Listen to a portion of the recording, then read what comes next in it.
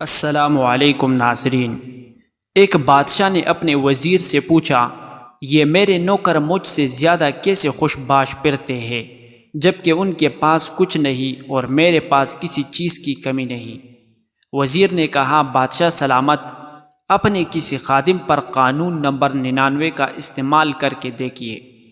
بادشاہ نے پوچھا، اچھا یہ قانون نمبر 99 کیا ہوتا ہے؟ وزیر نے کہا، بادشاہ سلامت، ایک صراحی میں 99 درہم ڈال کر صراحی پر لکھیے، اس میں تمہارے لیے 100 درہم ہدیہ ہے۔ رات کو کسی خادم کے گھر کے دروازے کے سامنے رکھ کر دروازہ کٹکھٹا کر ادھر ادھر چھپ جائے اور تماشا دیکھ لیجیے۔ بادشاہ نے یہ تجربہ کرنے کا فیصلہ کیا اور جیسے وزیر نے سمجھایا تھا ویسے ہی کیا۔ صراحی رکھنے کے بعد دروازہ کٹکھٹایا اور چھپ کر تماشا دیکھنا شروع کر دیا۔ دستک سن کر اندر سے خادم نکلا، صراحی اٹھائی اور گھر چلا گیا۔ درہم گنے تو 99 نکلے جبکہ صراحی پر لکھا 100 درہم تھا۔ خادم نے سوچا یقیناً ایک درہم کہیں باہر گرا ہوگا۔ خادم اور اس کے سارے گھر والے باہر نکلے اور درہم کی تلاش شروع کر دی۔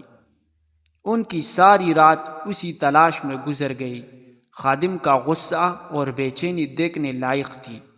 اس نے اپنی بیوی بچوں کو سخت سست بھی کہا کیونکہ وہ درہم تلاش کرنے میں ناکام رہے تھے۔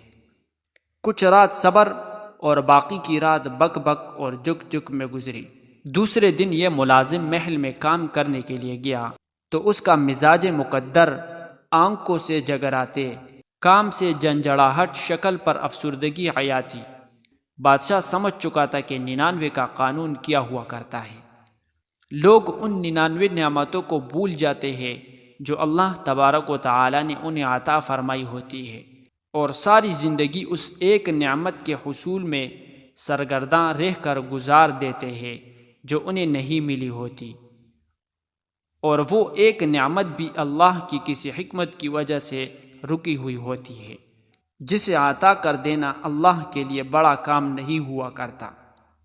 لوگ اپنی اسی ایک مفقود نعمت کے لیے سرگرداں رہ کر اپنے پاس موجود 99 نعمتوں کی لذتوں سے محروم مزاجوں کی مقدر کر کے جیتے ہیں۔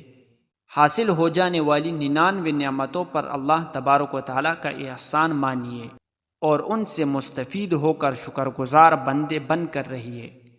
یا اللہ پاک، آپ ہمیں اپنا شکر گزار بندہ بنا دیں۔ آمین۔